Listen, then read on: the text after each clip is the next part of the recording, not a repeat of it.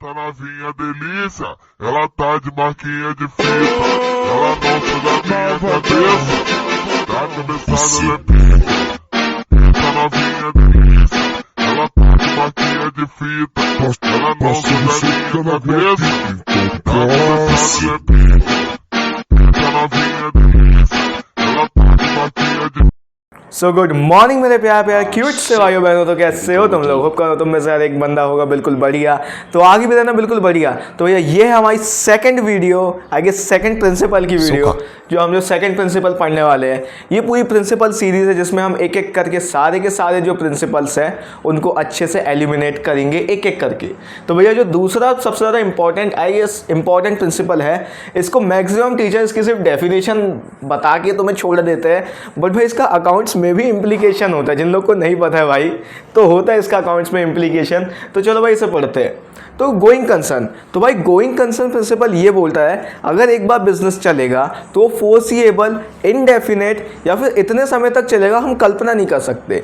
Indefinite का मतलब हमें नहीं पता कब तक चलेगा, पर हाँ लंबे समय तक चलेगा। फोर्सिएबल हमें नहीं पता कब तक चलेगा, पर लंबे समय तक चलेगा।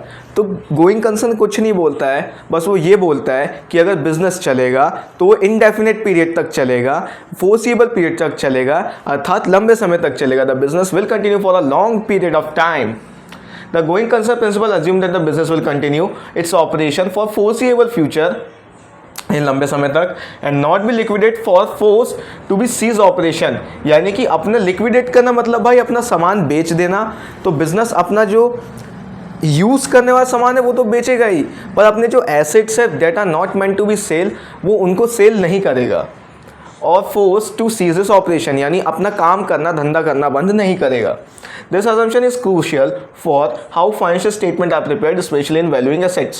मोस्ट इंपॉर्टेंट लाइन भाई, इसका इम्प्लीकेशन यही पता चल रहा है। इम्प्लीकेशन ये है कि वैल्यूइंग ऑफ एसेट में बहुत ज़्यादा ज़रूरी रहता है। एसेट का वैल्यूएशन कैसे करना है, ये बात जानने के लिए हमें गोइंग कंसर्न को बहुत ज़्यादा अच्छे से फॉलो करना है। ठीक है, कोर आइडिया क्या है, प्रिंसिपल स्टेट क्या कहते हैं कि बिजनेस चलेगा, कंटिन्यू करेगा अपने operation for the foreseeable period, यानी लंबे समय तक।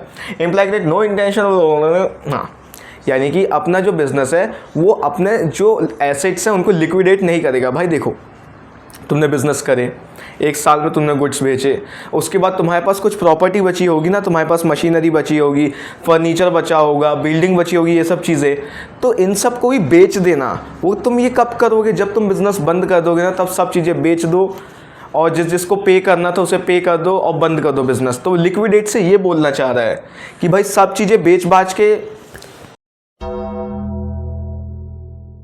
क्या कहते हैं उसको, वो संत वंत बन जाओ और सब खत्म करो खेल, बट वो नहीं करना है हमें। अब इसका इम्पैक्ट क्या होगा, मोस्ट इंपॉर्टेंट इम्पैक्ट, इसका इम्प्लीकेशन क्या है। ये जो प्रिंसिपल है ना भाई, ये करंट एसेट्स और नॉन करंट एसेट्स दोनों के बीच में डिफरेंस करने में मदद करता है। अगर मान लो कोई एक एसेट है, नॉन करंट एसेट क्या होता है, जिसका एक साल से ज़्यादा का बेनिफिट रहता है, और करंट एसेट जिसका एक साल का बेनिफिट रहता है। मान लो एक मशीनरी है जिसका बेनिफिट 10 साल तक मिलेगा, यानी कि भाई अगर तुम 10 लाख की मशीनरी है, हर साल 1-1 लाख रुपए गिराओगे तो तुम उसे 10 साल तक खींच सकते हो। और वहीं एक गुड रहता है जो 1 साल के अंदर लिक्विडेट हो जाता है, यानी भाई बिक जाता है। अगर मैं 1 साल के अंदर ही बिजनेस बंद कर दूंगा तो जिस एसेट का 10 साल से ज़्यादा का फ़ायदा हो रहा था उसको 1 साल के अंदर ही मुझे ख़त्म करना पड़ेगा। मैं तुम्हें बताया ना, जब बिजनेस बंद हो जाता है, बेच दो तो वो कितने का भी एसेट हो वो बिक जाएगा, तो डेप्रिसिएशन चार्ज ही नहीं हो सकता। मेरी बात बहुत ध्यान से सुनना, जिसका 1 लाख से ज़्यादा का मतलब सॉरी 1 साल से ज़्यादा का फ़ायदा था, उस जैसे मान लो कि वो मशीनरी की जो एक्सपेक्टेड लाइफ थी, बेनिफिट लाइफ थी 10 साल की थी, पर 1 साल के अंदर ही हमने बिजनेस बंद कर दिया तो उसका फ़ायदा 1 साल के अंदर ही ख़त्म हो गया। और करंट एसेट का क्या रहता है, 1 साल के अंदर ही फ़ायदा ख़त्म हो जाता है। तो दोनों का तो 1 साल के अंदर ही फ़ायदा ख़त्म हो गया, तो दोनों सेम हो गए। लेकिन जैसे हम गोइंग कंसर्न को फॉलो करते हैं, गोइंग कंसर्न क्या बोलता है कि भैया बिजनेस लंबे समय तक चलेगा, तो जिसका 1 साल से ज़्यादा का फ़ायदा होगा हम वो पूरा मानेंगे ना, कि हम उसका पूरा फ़ायदा लेंगे। जिस अपने केस में क्या मशीनरी 10 साल तक चल रही थी, तो पूरे 10 साल का फ़ायदा लेंगे, और ये 1 साल के अंदर बिक जाएगा यानी गुड्स, तो इसका 1 साल तक का लेंगे। ठीक है, यानी कि हम वैल्यूएशन कर रहे हैं। अगर मान लो मैंने ये सोचा होता कि बिजनेस 1 साल के अंदर बंद हो जाएगा, तो इसका 1 साल के अंदर फ़ायदा खत्म हो जाता है, इवन तो ये 10 साल तक बेनिफिट दे सकता है, पर 1 साल के अंदर ही मुझे बिजनेस बंद करना था, तो इसे बेचना बाचना था, तो अपन उसकी रियलाइजेबल वैल्यू लेते हैं। रियलाइजेबल यानी वो कितने में बिक रहा है, वो वाली वैल्यू। पर भाई जब हम गोइंग कंसर्न को फॉलो करते हैं, अब हमने बोले कि बिजनेस तो अपना चलेगा लंबे समय तक, इसकी 10 साल तक की एक्सपेक्टेड लाइफ है, हर साल 1-1 लाख रुपए गिराना है, तो हम इसको 10 साल तक खींच सकते हैं। बिजनेस ही 1 साल में बंद हो जाएगा, तो इसे कहाँ 10 साल तक खींचोगे। इसका यही इम्प्लीकेशन है कि ये नॉन करेंट एसेट और करेंट एसेट दोनों के बीच में डिस्टिंक्शन बनाता है कि दोनों डिफरेंट है, कि इसका 1 साल से ज़्यादा का फ़ायदा है और इसका 1 साल तक का फ़ायदा है। अगर बिज़नेस 1 साल के अंदर ही बंद हो जाएगा तो इसका 1 साल से ज़्यादा का फ़ायदा होगा। 1 साल के अंदर तो वो बिक गया, तो 1 साल तक का उसका फ़ायदा मिला, और जिसका 1 साल का फ़ायदा होगा उसका 1 साल का ही होगा, तो दोनों ही करंट बन जाएंगे। फिर क्या अंतर रह जाएगा, जिसका किसी का भी 1 साल से ज़्यादा का फ़ायदा हुआ ही नहीं। बस इतना ही इसका इम्प्लीकेशन है। Because of this assumption assets are typically valued on their ability to generate future benefit। 10 साल तक का बेनिफिट दे रहा था वो एसेट, इसी बेसिस में हमने बताया ना कि वो एक नॉन करेंट एसेट है, कि वो 1 साल से ज़्यादा का बेनिफिट दे रहा है। इसी प्रकार से जो एसेट 1 साल से कम का बेनिफिट दे रहा है उसे अपन करंट एसेट कहते हैं, ठीक है, rather than their immediate liquidate value. हम रियलाइजेबल वैल्यू यानी बिकने के बाद कितना पैसा मिलेगा उससे कोई मतलब नहीं देख रहे। हमें जानना है कि वो फ्यूचर में जितना चलेगा उस हिसाब से उसकी वैल्यूएशन होगी। अब मान लो अपन गोइंग कंसर्न को फॉलो करेंगे तो क्या करेंगे, 10 लाख का एसेट है, हर साल 1-1 लाख रुपए वैल्यू गिराएंगे, तो ये करेंगे हम गोइंग कंसर्न को फॉलो करते हुए। पर अगर अपन गोइंग कंसर्न को फॉलो नहीं करेंगे, 1 साल बिजनेस चलाएंगे, उस 1 साल में बिजनेस बंद कर देंगे, तो कहाँ का 1 साल से ज़्यादा का फ़ायदा।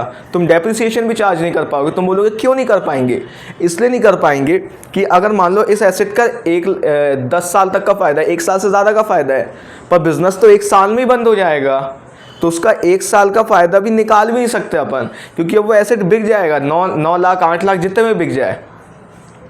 तो नॉर्मल वैल्यूएशन, अब बस तुम मेन लाइन सुनो, ये लाइन तुम पेपर में छेप के आ जाना, नंबर मिल जाएंगे। जब गोइंग कंसर्न को फॉलो करते हैं तब हम फिक्स्ड एसेट का नॉर्मल वैल्यूएशन करते हैं, धीरे धीरे धीरे धीरे वैल्यू गिराते हैं, सिंस बिजनेस लंबा चलेगा। लेकिन जब हम उसका वैल्यूएशन गोइंग कंसर्न को फॉलो नहीं करते हैं तो हम उसकी इमीडिएटली रियलाइजेबल वैल्यू लेते हैं कि वो कितने में बिक जाएगा। 1 साल में बिजनेस खत्म हो गया, हमने देखा अब इसकी 7 लाख की वैल्यू, बेच दो। तो गोइंग कंसर्न को जब फॉलो नहीं करते तब रियलाइजेबल वैल्यू लेते हैं, इमीडिएट लिक्विडेशन देखते हैं। पर जब गोइंग कंसर्न को फॉलो करते हैं तो हम उसके फ्यूचर बेनिफिट को देखते हैं कि वो कितने साल तक हमें जो है बेनिफिट देगा। हमारे केस में 10 साल तक दे रहा था।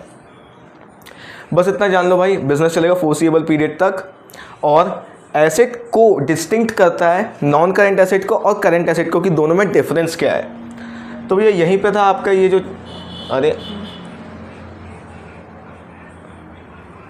हाँ भाई, तो बस ये डिफरेंशिएट करने में मदद करते हैं करंट एसेट और नॉन करंट एसेट में। तो भाई थैंक यू फॉर वॉचिंग भाई। अब ये हमारा सेकंड वीडियो है, एक एक करके अपन सारे के सारे प्रिंसिपल्स को जो है ख़त्म करेंगे। और भाई अगर तुम्हें वीडियो अच्छी लगती है तो ना तो आपको शेयर करना है, ना तो आपको लाइक करना है, और ना तो सब्सक्राइब करना है। मोस्ट इंपॉर्टेंट चीज़ है, make sure to comment, watch the video till the end, और डेफिनेटली मैं आपको रिप्लाई करूंगा। अगर आपकी कोई डाउट है तो मैं आपको बिल्कुल डेफिनेटली रिप्लाई करूंगा, और अगर मैं कहीं इंप्रूव कर सकता हूं वीडियो में कहीं, तो आप प्लीज़ कमेंट में बताइएगा। I will definitely improve. Stay tune, healthy रहिए, तब तक के लिए बाय बाय, टेक केयर।